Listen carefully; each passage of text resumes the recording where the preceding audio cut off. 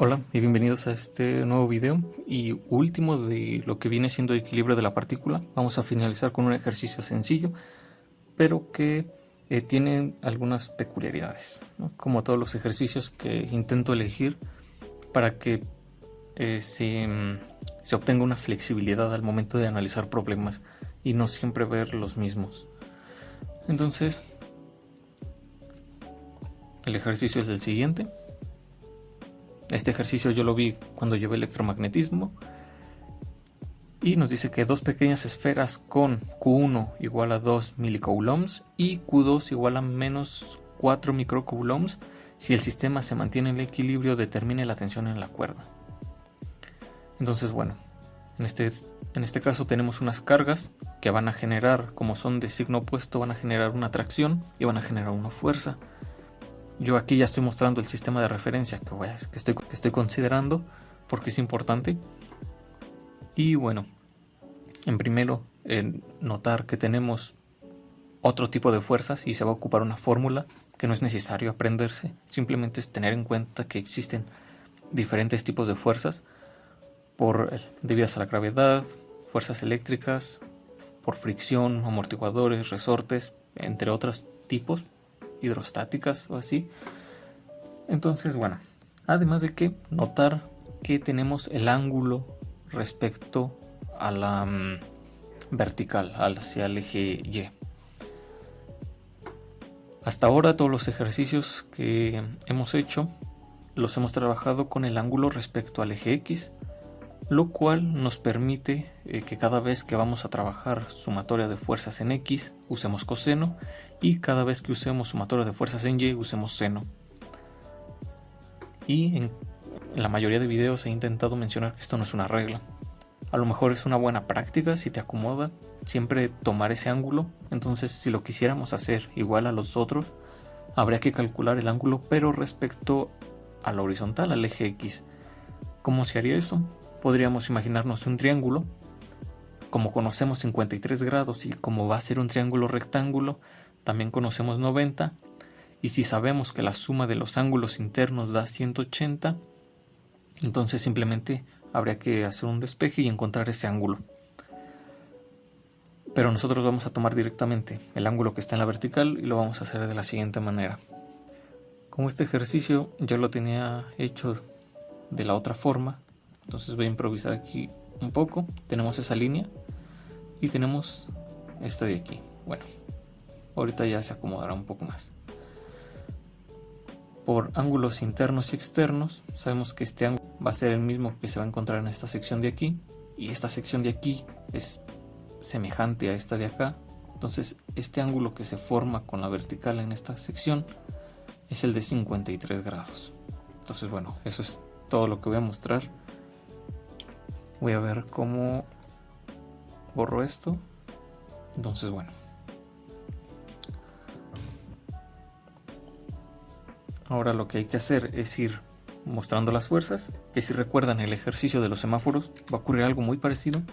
Podríamos analizar dos diagramas de cuerpo libre, pero no lo vamos a hacer porque realmente el diagrama de cuerpo libre que se formaría en Q2 no nos interesa y realmente no tenemos nada para calcular.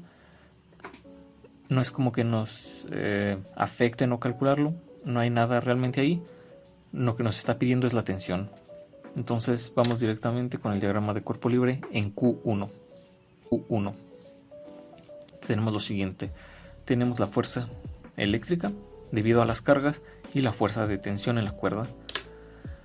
Entonces podemos imaginarlo de esta manera, como un triangulito, y ya sabemos que ese ángulo es de 53 grados. Lo pongo ahí.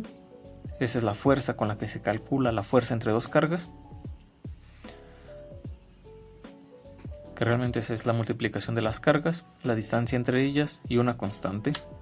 Si nosotros metemos los valores directamente ahí, nos quedaría de la siguiente manera.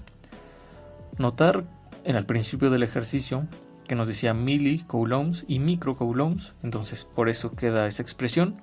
Queda 2 por 10 a la menos 3 y 9 por 10 a la menos 6. No es que sea una X. Entonces, finalmente terminamos con 72 newtons. lo que realmente es lo que nos interesa, la fuerza en newtons. Entonces aplicamos sumatoria de fuerzas en x igual a 0, y lo menciono desde ahorita, pero realmente solamente vamos a aplicar sumatoria de fuerzas en x igual a 0, porque la sumatoria en fuerzas en y no nos llevaría a nada. Entonces se puede resolver simplemente aplicando esto de aquí. Hacemos la expresión, que como pueden ver, aun cuando estamos calculando componente en x, utilizamos el seno.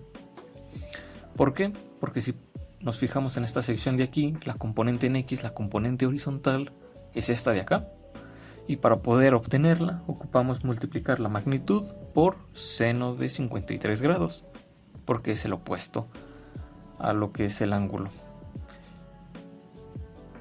Queda negativo porque la fuerza se dirige a la izquierda, que es opuesto al sistema de referencia que hemos considerado. Entonces nuestra expresión, la fuerza es positiva, esta sí va hacia la derecha y únicamente tiene componente horizontal. Entonces directamente se pone ese valor, hacemos la sustitución, hacemos el despeje de la tensión y nos debería quedar algo de esta forma. Por lo que finalmente el resultado nos queda de 90.15 newtons. Entonces, como pueden ver, no es un ejercicio muy difícil. Simplemente es considerar que hay más fuerzas, que no siempre te van a dar un ángulo, el ángulo que tú quieras o el que sea más cómodo, sino que muchas veces hay que ir tomándolo, o si nosotros se nos hace más cómodo siempre tener el coseno para componentes en x o algo así, pues podemos acomodarlo, podemos hacer ese ajuste. De hecho, aquí mismo, que si nosotros tenemos este eje x, aquí se forma 90 grados, entonces si nosotros quisiéramos calcular ese complementario, simplemente a 90 le restamos 53 y también podríamos obtener ese ángulo respecto a la horizontal, ¿no? Y realmente toda la expresión quedaría igual. De hecho, lo voy a hacer ahora mismo. Si ustedes comprueban el valor de seno de 53 y el ángulo que daría respecto a la horizontal es de 37, si ustedes meten seno de 53 y coseno de 37, les debe dar el mismo valor. Es una equivalencia. Y bueno, eso sería todo. Como ya saben, es un curso básico, entonces voy mencionando pequeños detalles y cosas que se me hacen importantes y que pues recomiendo ver los anteriores videos, porque pues se van mencionando todo este tipo de cosas. Esto yo lo empecé a mencionar desde el capítulo 2, que es cuando ya empezamos a ver temas. Entonces bueno, simplemente para que toda esa información se vaya reutilizando y vayamos viendo que sí se está utilizando. Y bueno, eso sería todo. El siguiente tema es de momentos.